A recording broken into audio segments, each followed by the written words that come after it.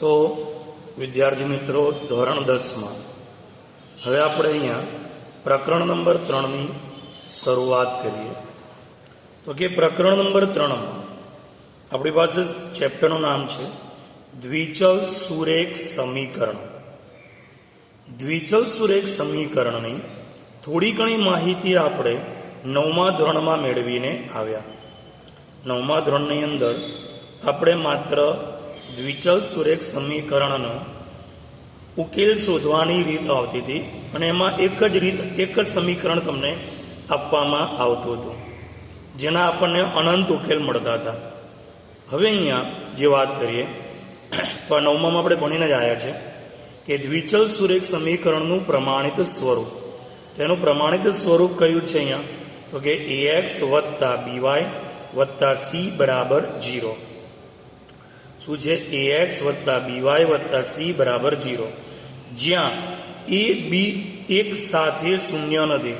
મતલબ કે જો x નો સહગુણક શૂન્ય હોય તો y નો સહગુણક શૂન્ય ન હોય, અને જો y નો સહગુણક શૂન્ય હોય તો x નો સહગુણક શૂન્ય હશે નહીં.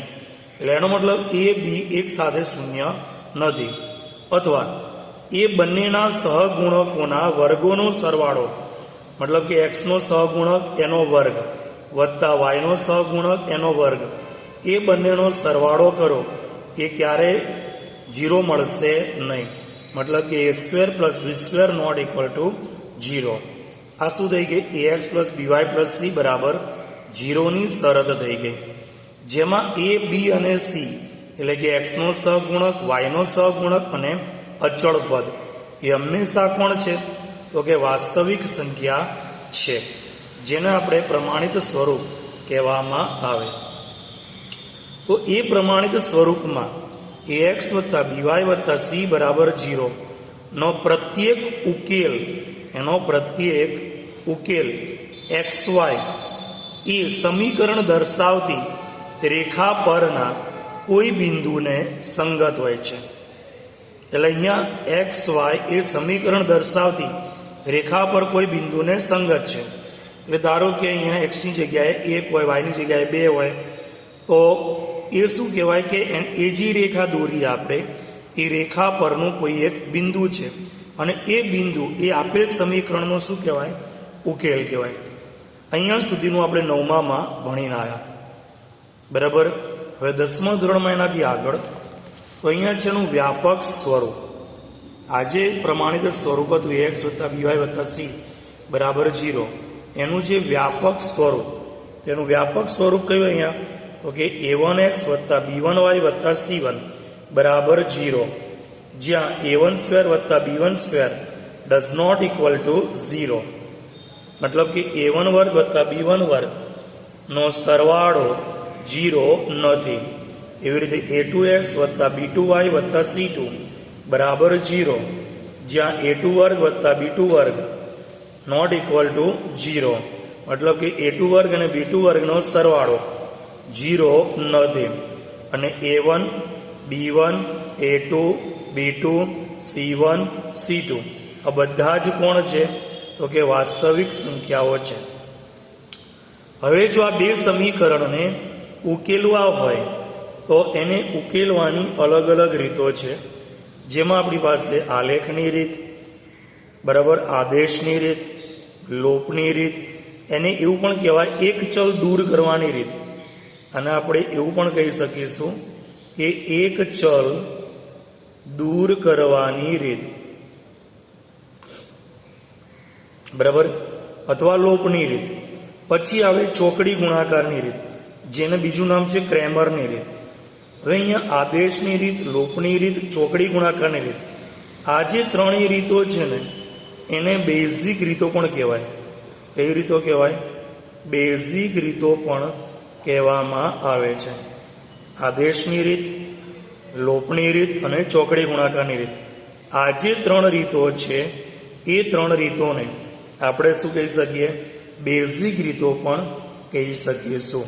એટલે ક્યાંક તમને એમ કે આપેલ સમીકરણ યુગ્મનો ઉકેલ બેઝિક રીતે શોધો, તો મતલબ કે આ ત્રણમાંથી કોઈ પણ રીતે તમે શોધી શકશો. આદેશથી, લોપથી અથવા તો ચોકડી ગુણાકારથી. ત્રણમાંથી કોઈ પણ રીતે આપણે એને ઉકેલ શોધી શકીએ. બરાબર. તો હવે આના પર આધારિત સ્વાધ્યાય 3.1 જે 9મા ધોરણ પર આધારિત છે. 9મા ધોરણમાં આપણે જે ભણીને આવ્યા એનો ઉપયોગ કરી અને સ્વાધ્યાય 3.1 આપણે ભણવાનું છે. તો ધ્યાન આપીએ કે સ્વાધ્યાય 3.1 પહેલો જ કૂટ પ્રશ્ન છે આપણી પાસે, મતલબ વ્યવહારિક પ્રશ્ન. કૂટ પ્રશ્નનો મતલબ શું? વ્યવહારિક ઉકેલ, વ્યવહારિક પ્રશ્ન. તો અહીંયા એક વ્યવહારિક પ્રશ્ન આપણને આપેલો છે કે આફતાબ તેની દીકરીને કહે છે, એટલે આફતાબ કોણ છે? પિતા છે. તેની દીકરીને કહે છે 7 વર્ષ પહેલાં મારી ઉંમર તે વખતની તારી ઉંમર કરતાં 7 ગણી હતી. હવે પછીના 3 વર્ષ પછી મારી ઉંમર તારી તે વખતની ઉંમર કરતાં 3 ગણી હશે. આ પરિસ્થિતિને બેઝિકની રીતે દર્શાવો. આ પરિસ્થિતિને કઈ રીતે દર્શાવવું? વાત છે અહીંયા બેઝિકની રીતે દર્શાવો તથા આલેખની રીતે દર્શાવો. હવે આને સમજતા પહેલા એક વસ્તુ સમજો. અહીંયા ઉદાહરણ આપણે રફ કામ કરીએ થોડું, કે આફતાબ તેની દીકરીને કહે છે કે 7 વર્ષ પહેલા. હવે તમે સમજો કે તમારી અત્યારની ઉંમર ધારો કે 16 વર્ષ હોય. ધારો કે તમારી અત્યારની ઉંમર કેટલી હોય? 16 વર્ષ હોય. તો 7 વર્ષ પહેલા તમારી ઉંમર કેટલી થાય?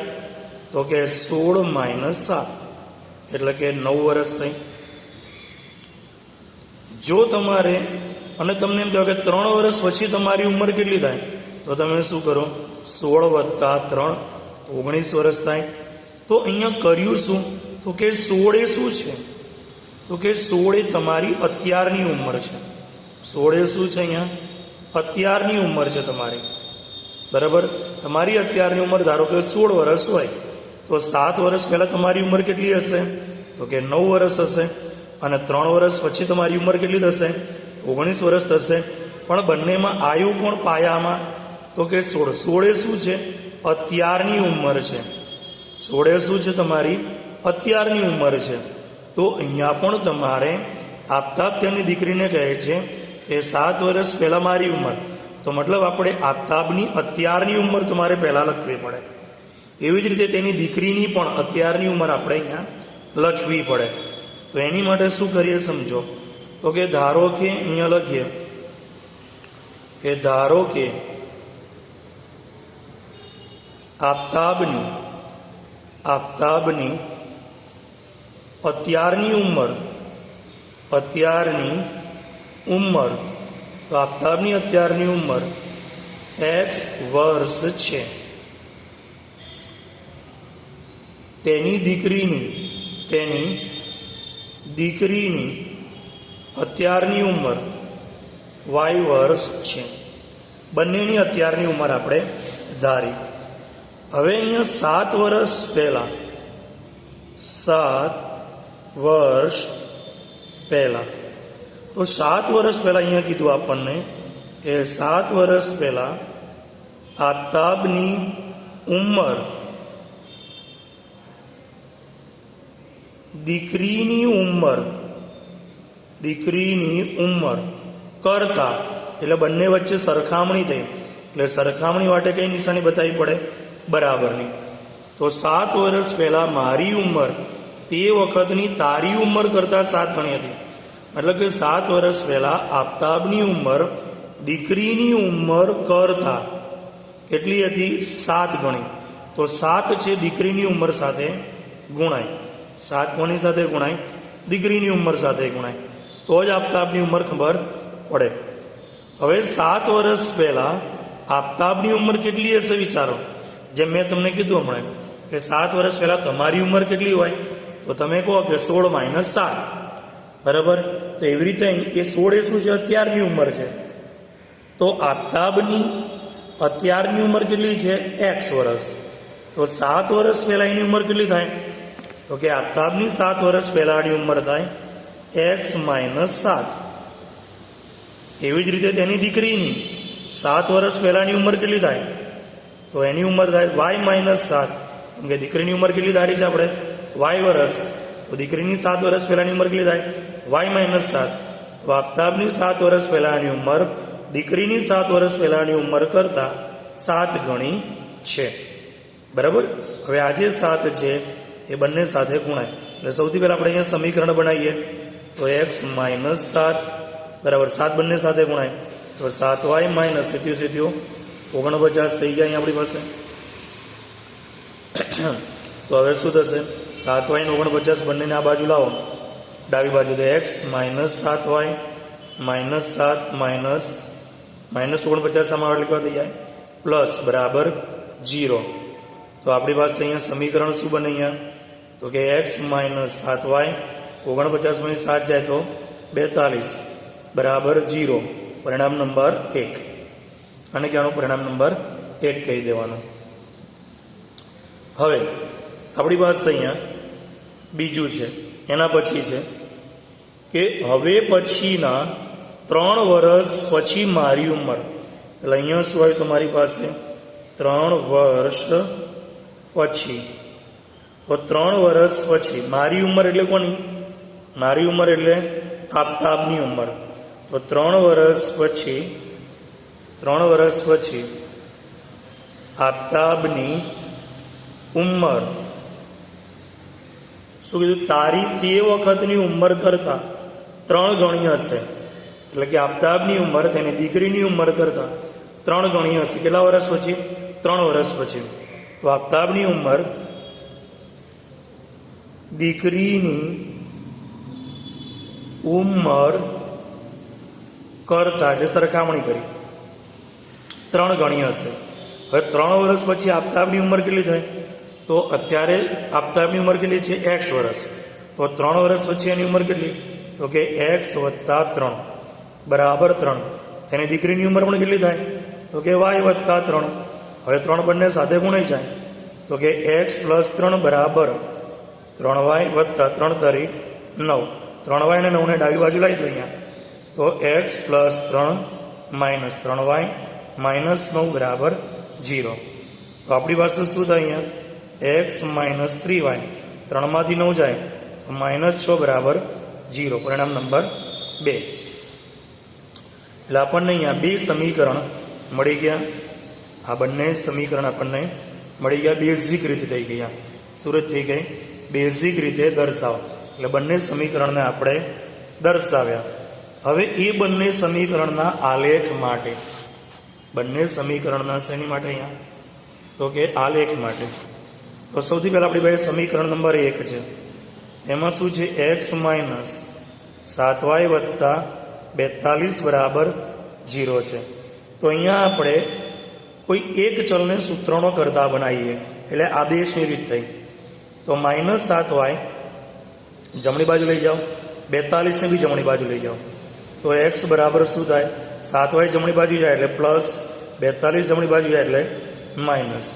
તો આપણને શું મળ્યું અહીંયા? x બરાબર 7y - 42. એવી જ રીતે આની ઉપરથી અહીંયા આપણી પાસે અહીંયા શું છે? x - 3y - 6 બરાબર 0 છે. તેમાં એક્સને સૂત્રનો કરતા બનાવીએ. તો -3 ઓલી બાજુ જમણી બાજુ જાય તો કેવા થઈ જાય? પ્લસ થઈ જાય. -6 જમણી બાજુ જાય એટલે કેવા થઈ જાય? પ્લસ. અને અહીંયા કોણ વધે? એક્સ. જો તમે અહીંયા એક્સને સૂત્રનો કરતા બનાવો તો આમાં પણ એક્સને બનાવવાનો. જો તમે અહીંયા વાયને સૂત્રનો કરતા બનાવો તો અહીંયા પણ કોને બનાવવાનો? વાયને બનાવવાનો. બરાબર. હવે શું કરવાનું? તો કે બંનેમાં આપણે કિંમતો પસંદ કરવાની. બંનેમાં શું કરવાની? આપણે અહીંયા કિંમતો પસંદ કરીએ અને એ બંને કિંમતો આપણને આલેખીય રજૂઆત આપણે કરવાની છે. એવી રજૂઆત કરવાની છે આપણે એની આલેખીય રજૂઆત કરવાની છે. હવે અહીંયા ઉંમર, તો ઉંમર માટે અહીંયા ઉંમર તો ક્યારેય કોઈની ઋણ હશે નહીં. અહીંયા કોઈની પણ ઉંમર આપણી પાસે ઋણ થશે નહીં. આટલું મગજમાં રાખવાનું. કે ઉંમર અહીંયા ક્યારેય પણ કોઈની પણ ઋણ થશે નહીં. તો આપણે શરૂઆત ક્યાંથી કરવી? વાયની કઈ કિંમતો લઈએ? અહીંયા વાયની કઈ કિંમતો લઈએ કે જેથી આપણને બંને સમીકરણ કેવા મળે? સરખા મળે. તો સમજો નહીં કે અહીંયા વાયની કિંમત ધારો કે હું 6 લઉં તો 6 સીધા 42, 42માંથી 42 જાય તો 0, તો એક્સની કિંમત શું મળે? 0. તો પિતાની ઉંમર 0 થાય નહીં. એટલે વાયની ઉંમરની શરૂઆત ક્યાંથી કરવાની? તો કે 6થી ન કરાય, પણ 6 કરતાં મોટી લો, એટલે 7 લઈએ. તો અહીંયા ધારો કે હું લઉં, અહીંયા તમે કોઈ પણ કિંમત પસંદ કરી લો. મેં ધારો કે લીધી વાય બરાબર 7, તો મતલબ એક્સ બરાબર શું થાય? તો કે 7 × 7 -42. તો સીધું 49, 49માંથી 42 જાય તો કેટલા મળે આપણને? 49માંથી 42 જાય તો કેટલા મળે? 7 મળે. તો અહીંયા પણ તમે વાય બરાબર 7 લો તો શું થાય? એક્સ બરાબર 3 × 7 + 6, તો 3 × 7 = 21, 21 ને 6 કેટલા થાય? 27. તો એક્સ બરાબર કેટલા મળે? 27. એવી જ રીતે અહીંયા વાય બરાબર ધારો કે લઈએ આપણે, અહીંયા લઈએ 9, તો શું થાય આપણી પાસે? તો કે એક્સ બરાબર 7 × 9 બરાબર -42. તો 9 × 7 કેટલા થાય? 63. 9 × 7 = 63. હવે 63માંથી 42 જાય, 63 - 42, તો 3માંથી 2 જાય તો 1, 6 માંથી 4 જાય તો 2, એટલે કેટલા મળ્યા? 21. તો અહીંયા બી વાય બરાબર કેટલા લઈએ? 9. તો એક્સ બરાબર કેટલા? તો કે 3 × 9 + 6, તો 3 × 9 = 27, 27 ને 6 કેટલા થાય? 33. આગળ લઈએ અહીંયા ધારો કે હું લઉં કે વાય બરાબર કેટલા લઈએ? 10, તો આપણી પાસે એક્સ બરાબર કેટલા થાય? તો કે 7 × 10 -42. 10 × 7 = 70, 70માંથી 42 જાય, 70 - 42, 10માંથી 2 જાય તો 8, 6માંથી 4 જાય તો 2. અહીંયા બી વાય બરાબર 10 લો. આવું ક્યાં સુધી કરવાનું? બંને બાજુ જવાબ સરખા થાય ત્યાં સુધી કરવાનું. એક્સ બરાબર કેટલા? તો કે 3 × 10 + 6, તો 3 × 30, 30 ને 6 કેટલા થાય? 36. હજુ બે બાજુ જવાબ સરખા થતા નથી. તો આગળ લો અહીંયા એ વાય બરાબર 11, તો શું થાય? એક્સ બરાબર 7 × 11 -42. તો વાય બરાબર 11, તો અહીંયા શું થાય? એક્સ બરાબર 3 × 11 + 6, તો 11 × 7 = 77 -42. 7માંથી 2 જાય 5, 7માંથી 4 જાય તો 3, 11 × 33, 33 ને 6 કેટલા થાય? 33 + 6, એટલે કેટલા મળે? 39. એવી રીતે અહીંયા લઈએ વાય બરાબર ધારો કે 12, તો આપણી પાસે શું થાય? એક્સ બરાબર 7 × 12 -42, તો 12 × 84 -42, 4માંથી 2 જાય તો 2, 8માંથી 4 જાય તો 4. તો અહીંયા લઈએ વાય બરાબર 12, તો આપણી પાસે શું થાય? એક્સ બરાબર 3 × 12 + 6, 12 × 36, 36 + 6, તો કેટલા થાય? 42. તો બંને જવાબ કેવા આવી ગયા? સરખા. તો મતલબ આપણો ઉકેલ અહીંયા શું મળી ગયો? એક્સ બરાબર 42, મતલબ કે પિતાની ઉંમર 42 અને પુત્રીની ઉંમર કેટલી થઈ ગઈ? 12 વર્ષ થઈ ગઈ. આપણી પાસે જે કોષ્ટક બનાવીએ અહીંયા, બંનેનું કોષ્ટક બનાવીએ, બંનેનું શું બનાવીએ? અહીંયા કોષ્ટક બનાવીએ, આપણે ગણતરી કરીએ અહીંયા. તો બંનેના કોષ્ટકની વાત કરીએ તો કે એક્સયામ અને વાયયામ, આનો પણ એક્સયામ અને વાયયામ. તો અહીંયા એક્સની વાયની કિંમત 7 હતી, ત્યારે એક્સની કિંમત પણ કેટલી મળી? 7. પછી વાયની કિંમત 9 હતી, ત્યારે એક્સની કિંમત મળી 21. પછી વાયની કિંમત 10 હતી, ત્યારે એક્સની કિંમત મળી 28. વાયની કિંમત 11 હતી, ત્યારે એક્સની કિંમત મળી 35. વાયની કિંમત 12 હતી, ત્યારે એક્સની કિંમત મળી 42. એક્સની કિંમત કઈ મળી? 42.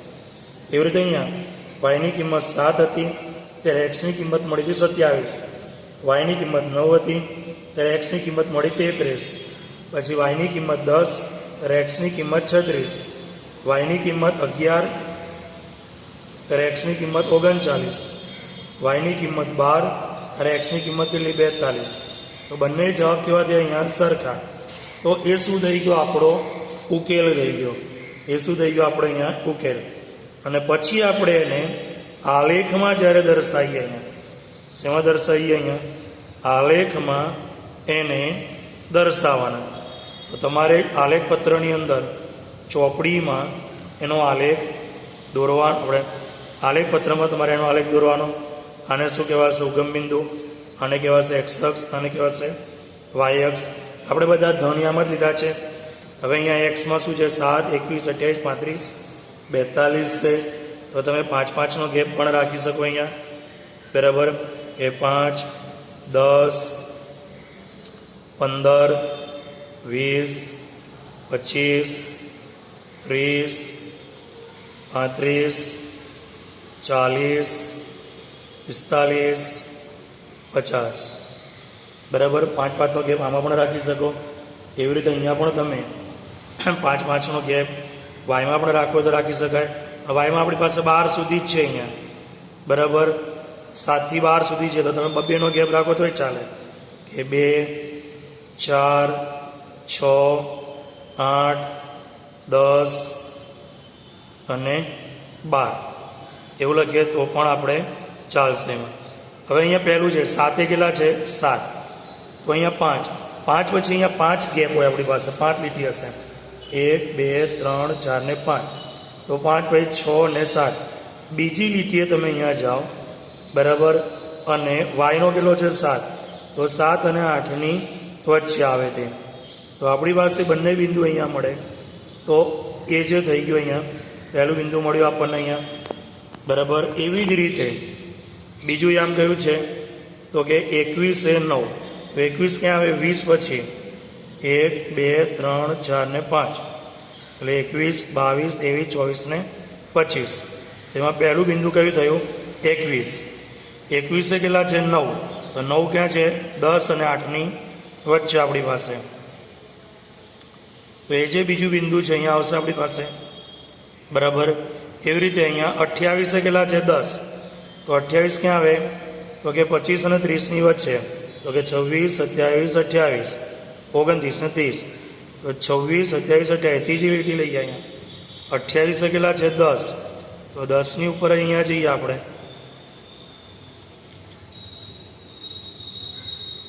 તો એ બિંદુ અહીંયા મળ્યું આપણને અહીંયા 28 એ 10. પછી 35 એ કેટલા છે? 11. તો 35 અહીંયા 11, બરાબર? આપણી પાસે કે આ 35 અને આ બેની વચ્ચે 11.